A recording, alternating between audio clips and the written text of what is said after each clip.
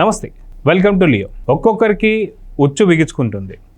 అయితే గతంలో వాళ్ళు ఎమ్మెల్యేలు కావచ్చు, ఎంపీలు కావచ్చు, ఆఖరికి వైసీపీ వార్డు మెంబర్ కూడా చేసినటువంటి ఒక అరాచకాలు, అవినీతి అన్నీ కూడా బయటపడుతున్నాయి. అయితే ఇదే క్రమంలో విడుదల రజనీకి సంబంధించినటువంటి ఇంకొక వార్త బయటకు వచ్చింది.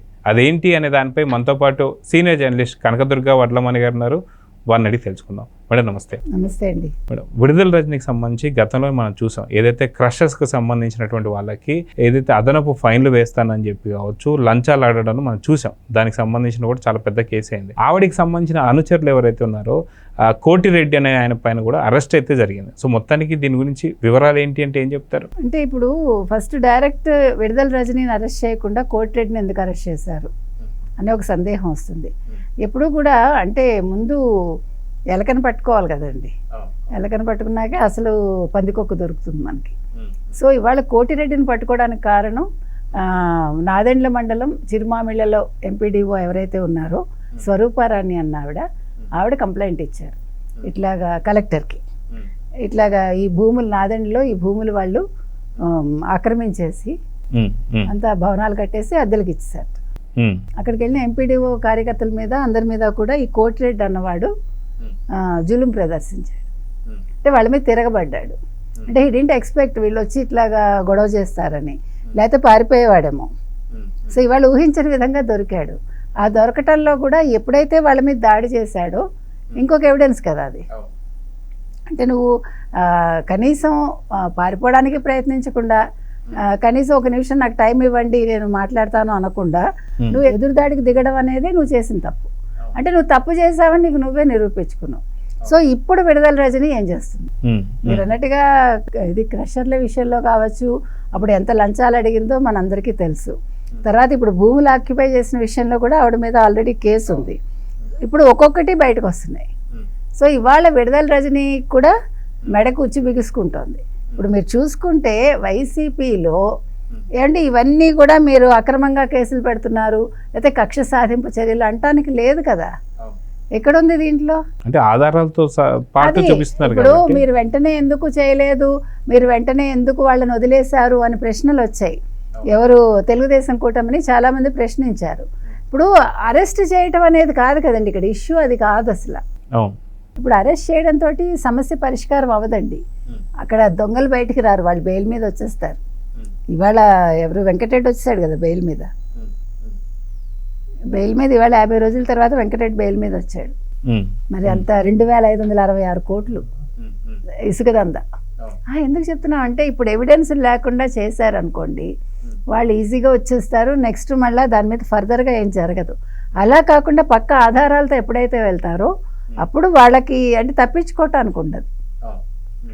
ఆ ఒక్క రీజన్ కోసం పకడ్బందీగా పట్టుకోవాలి అనే ఒక ఉద్దేశంతో తెలుగుదేశం కూటమి ఇంతకాలం ఓపిక పట్టింది. ఇప్పుడు మనం కోర్టుకు వెళ్ళినా కూడా కనీసం అక్కడ వాదన నిలవాలి కదండి. మీ దగ్గర ఎవిడెన్స్ లేవి అంటే తెల్లమొహం వేయకూడదుగా. ఇప్పుడు చంద్రబాబు నాయుడుని అరెస్ట్ చేసి వైసీపీ ఏం చేసింది? ఒక్క దాంట్లో వాళ్ళు ఆధారం చూపించలేకపోయారు.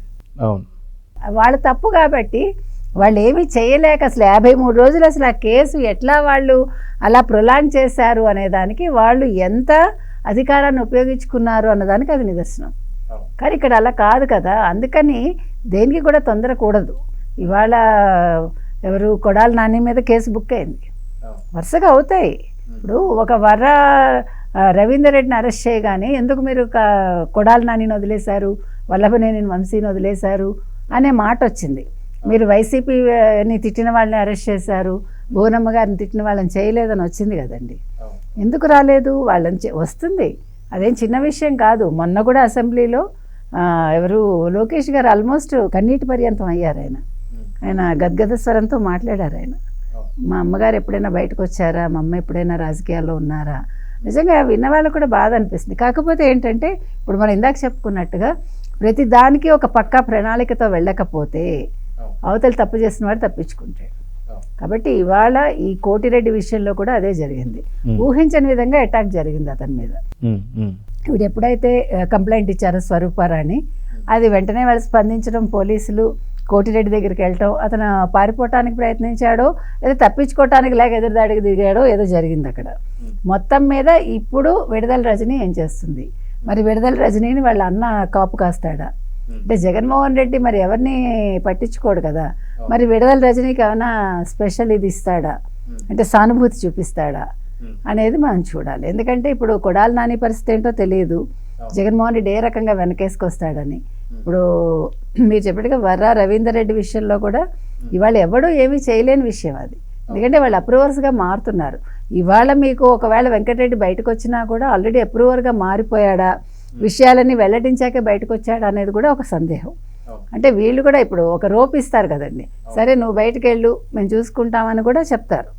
అందుకని ఇక్కడ అన్ని రకాలుగా కూడా ప్రతి ఒక్కరికి బిగుస్తోంది. వాళ్ళ వైసీపీ వాళ్ళు లుకౌట్ నోటీసుల్లో ఉన్నారు, చాలామంది ఎటు వెళ్ళలేని పరిస్థితుల్లో ఉన్నారు. ప్రతివాడికి ఒక భయం పట్టుకుంది.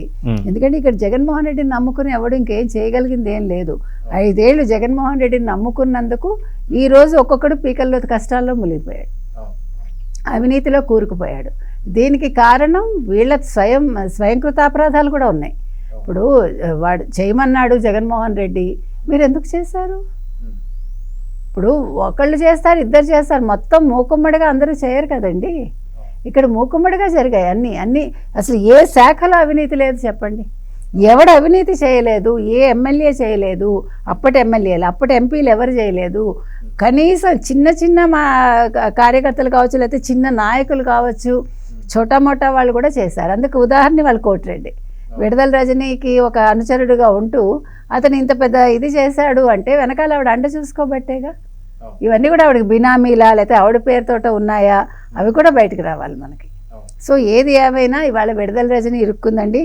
ఒక్కొక్క మాజీ మంత్రి వరుసగా అరెస్ట్ అవటం మాత్రం ఖాయం. సో చూద్దాం మనం. ఖచ్చితంగా ఈ విధంగా చూసుకుంటే వైసీపీలో ఏ ఒక్కరు కూడా సరైనటువంటి ఒక మంచి వ్యక్తి ఎవరు లేరని అర్థమవుతుంది. అవినీతి అరాచకాలకు పూర్తిగా మునిగిపోయి ఉన్నారు. చూద్దాం ఏం జరగబోతుంది. నమస్తే. Please subscribe to Leo news for more videos.